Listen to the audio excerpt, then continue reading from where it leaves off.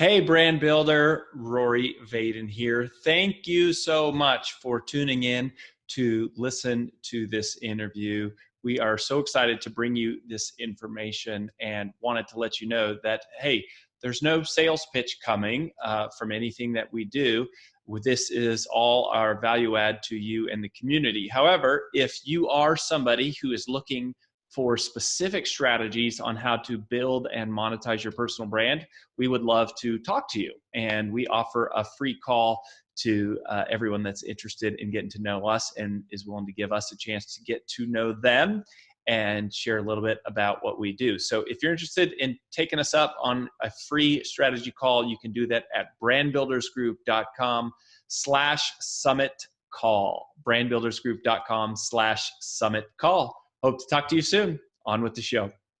Well, if you're like me, reality TV is a little bit of a black box. You wonder sometimes, how does it work and what does it take to be on the show and you know, what goes on behind the scenes? And we're so excited to introduce to you a friend of ours, a new friend of ours, one of our Brand Builders Group clients, Mike Johnson, who you may recognize from the 2019, the 15th season of The Bachelorette and also Bachelor in Paradise. He was super popular on the show. America's Sweetheart. America's Sweetheart with the big smile. What you may not know about Mike is that he is a former Air Force vet, has a sister who's in the service, has been to 30 countries, and is really building out his personal brand in a variety of different ways. One of the things that we've had lots of chats with him is about this direction he's working on related to intimacy and self-love and relationships. And so we've been working on some of that, but we thought it would be fun for you to hear from a real life reality TV star about how the heck it happened and what does it mean and what does it take. So anyways, Mike, welcome to the show. Thank you guys for having me. It's so weird when someone says a reality TV star. Mm-hmm. Yeah, I remember I was at that event with you for Elizabeth from our team, and it was like, man, we couldn't even have a conversation. It's girls fanning on you like crazy, and I'm just sitting there like, don't mind me. I'm just here to carry Mike's bags. I'm here to fold his socks and do whatever he needs. Yes.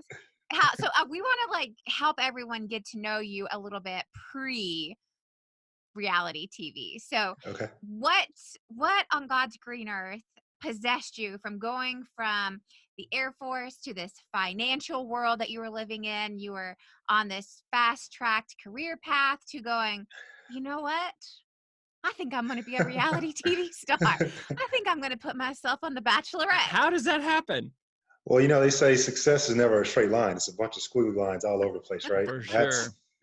That's definitely the truth with me as well. Never did I ever think in a million years I would be on reality TV. Never cared to do it, quite honestly. And that's no disrespect to the ones that do care to do that. I just had some pretty good friends in my life that thought I would be a good candidate for it. And one lady, she said I would be the Bachelor one day, even before I even watched the show. And then a friend of mine, after me bloviating to him about how much I wanted to be in a relationship and get married, after him laughing, he said, hey, you should try out for this show. And I was off work one day and was like, why not?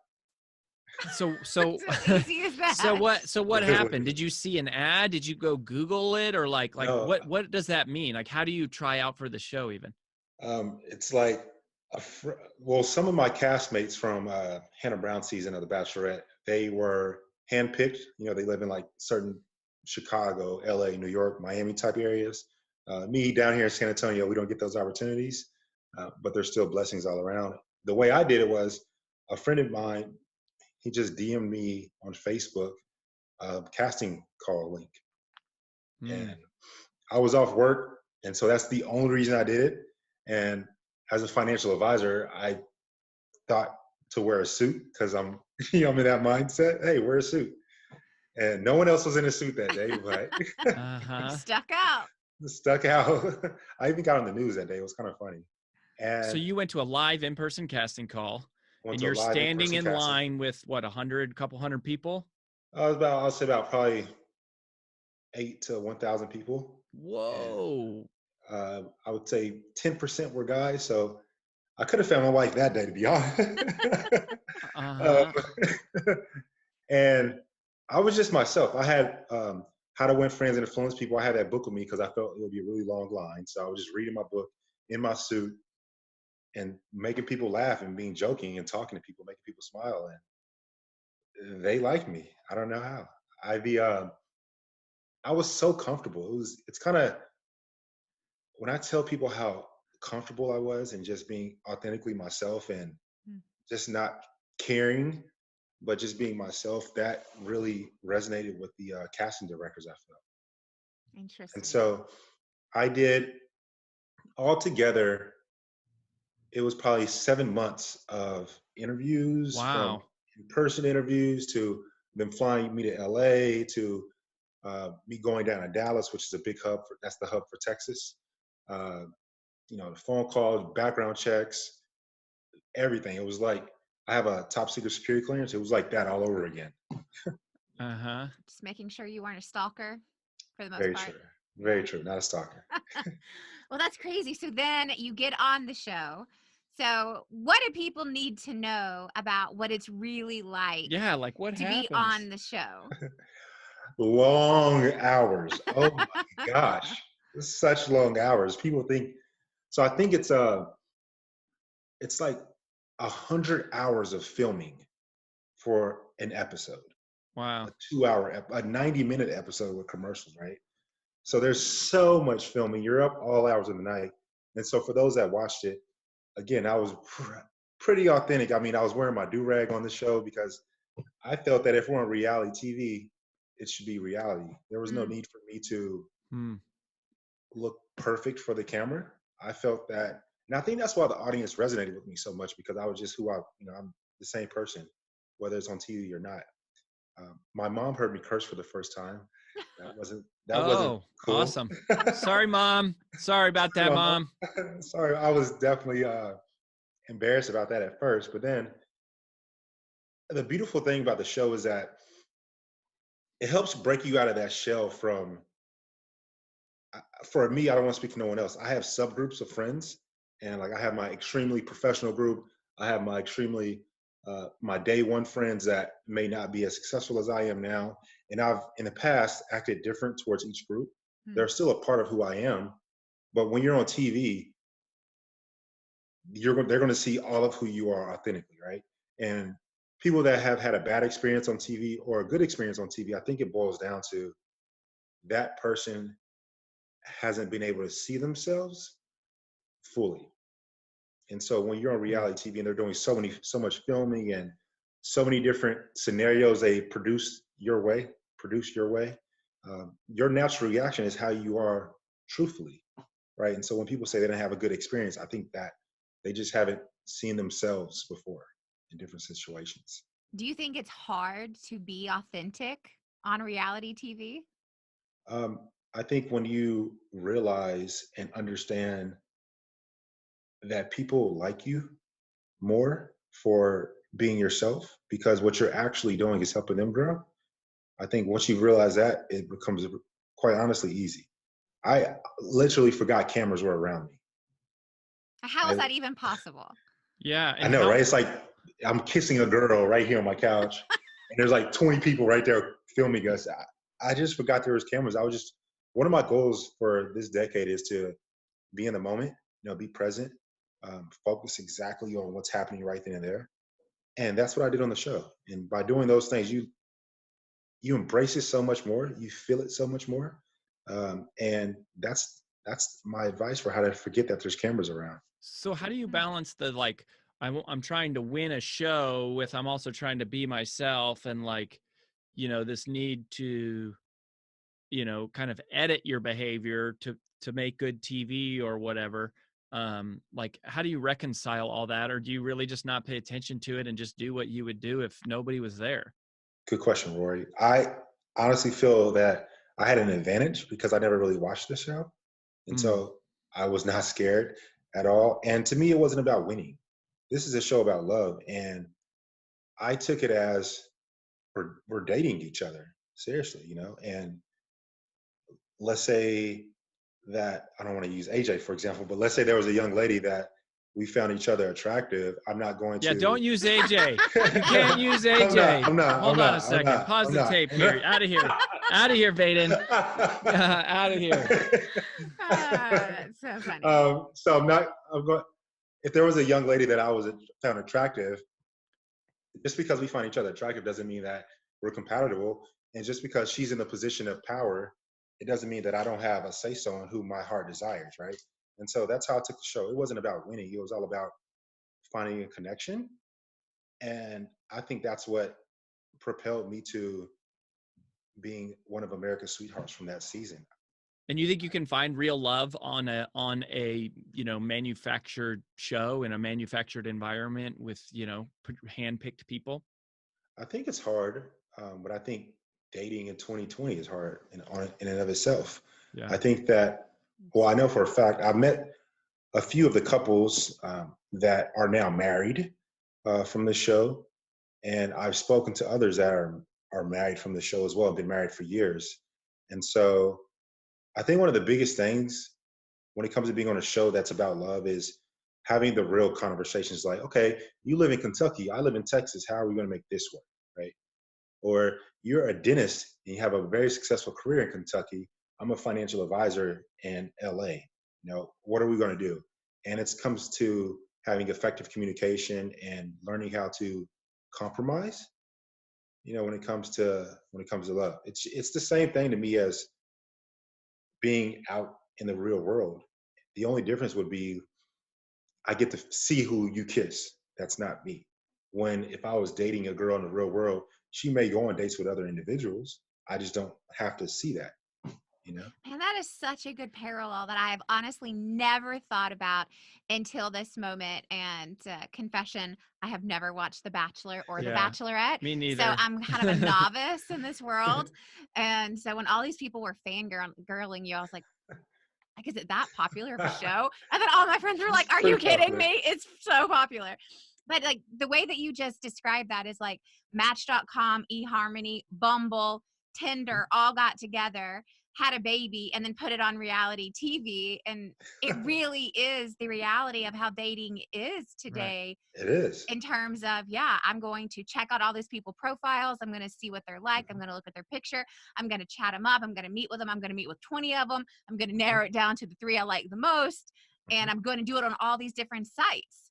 And you have to be, I'm sorry. I was going to say the only difference is that producers are the ones putting the collection together.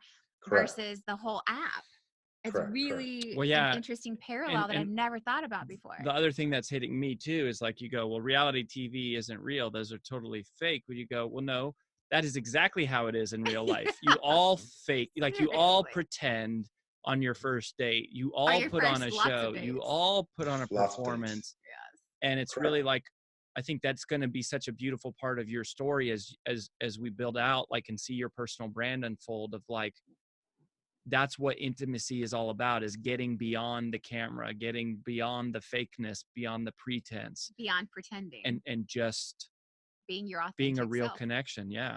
Okay. Absolutely. So, all right. So I know everyone who watches The Bachelorette, other than me, apparently, already knows who you are. So what has it been like after the show? Yeah. So what have been some of the huge benefits of how this has propelled your notoriety and your online influence? I mean, you've got a huge social following. You're doing all this cool stuff. You've got all these brand deals. So clearly there's been some good, even though you didn't. Even though you cussed in front of your mother. Even though you cussed in front of your mom. Who are you? Sorry. Well, who does that? I would imagine she's also probably never seen you make out with girls before. Oh my gosh. I can't believe you did that in front of your mother. But I would imagine that is equal to the benefits. There's plenty of pitfalls. Yeah. Absolutely. So tell us about that. Post-show, what's it been like? Post-show is crazy because you have, if people like you, whether they like you for whatever reason, good or bad, they like you and they follow you on your social platforms, you now are an influencer. And I never even thought I would become an influencer, but that's what it is. And so I have everyone from middle schoolers to senior citizens following me on my social platforms. And one of the pitfalls is that I think Lady Gaga said it best, and she said it so succinct. Fame is fame could be perceived as prison. Because, for example, we're in self-quarantine time right now. This is real world, real time right now. And I had some friends, less than 10, because that's in Texas, that's the rule, at my home. I was helping a small local businessman, and we were doing all the proper precautions, but I had people saying a bunch of negative things towards me, saying that I'm not being safe, I'm not quarantining, I'm being such a bad example. And I wanted to say, one, I have less than 10 people in my home. Don't you think I care about my safety? And then two, people always will have something to say, no matter what the case is. No, people told me to not get any more tattoos and I should, get tattoo removal, but I'm being praised and I'm in Ink magazine, the only bachelor to ever be in Ink magazine. And so I look at it as being authentically true to you is just amazing. I can connect with people on such a deeper level. The beautiful thing of being on reality TV is that whether you did good or bad, people resonate with you more. And people appreciate you for being you. People appreciated me for telling my struggle. My ex and I had a miscarriage. People appreciated hearing the male side of that, right? People appreciate the fact that I will say exactly how I feel and not care. And people appreciate the bad side of that is that certain people feel that I should watch my words. Certain people feel that I should not do certain things. But then if I fall to that, I'm not being authentic to myself no longer. And so for the longest time, post show, it's been about trying to have a balancing act. But what I've learned and what my mom has always told me and what our moms have always told all of us is just, be yourself, just to be yourself. And I think that's the most beautiful thing I've already known, but it's truly hit home post show. Because at the end of the day, I'm a beautiful human being and I can't help everyone, but those that I can help, I want to help them even more. And so I think that's what it is. So it's interesting because, yeah, I remember as a kid, my mom saying, be yourself. And I'm sure your I mom, hear that, yeah. I mean, I tell my sons that it's like, I want you to be yourself. And we've got this little mantra right now. My oldest just turned 3 and he's into this word weird. And so every day I help him say, I weird. I weird. He says, So, I weird, I weird. so You weird, daddy? You weird? you Mommy, weird, you mommy. weird. Mommy, you weird. I'm like, yeah, I'm weird. Yeah. So it's like he's got this mantra, I weird. But I would love to know, like, what's one tip that you would say? Like, how do you be you? Like, how do you be yourself? Particularly when you have because you have the pressure of a camera and you have the pressure of the world watching, like when you're most incentivized to do something that's not you, to be like a polished version of yourself. And I mean, even post show, just people are Even now post show, watching. because they're watching you, they're following you on social media. So how do you do it? I think it's even bigger post show because during the show, you can't see the comments, right? Post show is when you see the comments. That's when people respond to you. And I think to answer your question, it's like one of my mottos, or it's not my motto, I've stolen it. I mean, it's been said hundreds of times before, but the thing that gives you the most butterflies, do that. And so what has always given me the most butterflies post show is just, I used to get so nervous and try to polish myself and I would get so many butterflies, but the way and the antidote to those butterflies is just, again, embracing your uniqueness and knowing that you're not going to be able to make every single individual fall in love with you, but the individuals that do fall in love with you are true fans of yours because of how authentic you are. It's just like dating. I can't make 100 girls like me, but for the 20 that like me for me, those 20 will really, really ride with me. And that's what most important is. And I can pick a one out of that 20. Because if I like The Rock, he's the most famous person on all of social media, not just to include Instagram, but Facebook and all different forums. He curses, he's really big in the gym. He focuses on embracing the pain, being authentic. And so I think that, to be succinct, when we can be introspective and do exactly what we feel, but of course, being a good human being, that's how you win. That's how you connect with people. And that's how you can propel your career, whether you're like me, a reality TV star, or like my former self, a financial advisor, or someone that is a wife or a husband. Like yesterday, for example, I did an IG live, and one of my insecurities as I'm a growing and aging man, 32 years old, my hairline is starting to go back.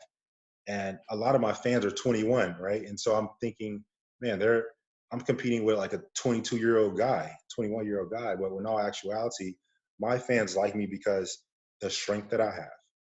And so I make fun of it. My love language in one way is just to laugh, right? And smile. And so I went like this on the camera. I said, hey, does anyone know about some medicine that I can use, or some nutrients that I could use to help me with my insecurity of losing my hairline, right?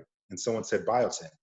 And so I think that's what makes people resonate with you so much more. No, I think that's so good. And that's so true to this whole concept of building your personal brand, which is a huge part. Yeah. And intimacy and I think just the honesty with yourself. I mean, if you're building any personal brand, being honest about who you are and what you're truly passionate about, people see that and they are attracted to it, or they see you being fake and they are repelled from it. So, well, one last question before we let you go, though, Mike. Where should people go if they want to connect with you and kind of learn more about what you're up to, follow your journey, and then kind of see what's going to happen from here? Absolutely. Mike Johnson 1_. That's going to be on Twitter, on Instagram, on Facebook. I don't know how people find me, but just Mike Johnson. I don't know how they find it. And MikeJohnson.com is coming soon to a domain near you. I like it. We can't wait to continue to watch you on your brand journey. We have some insider info on all of the amazing stuff that's in store for you. We're not going to share your secrets. Everyone's going to have to stay tuned. Follow Mike, stay in touch with us, and we'll see you again on the Influential Personal Brand podcast. Awesome. Last words I would just say, make sure we all keep our mental health up and make each other laugh during these quarantine times.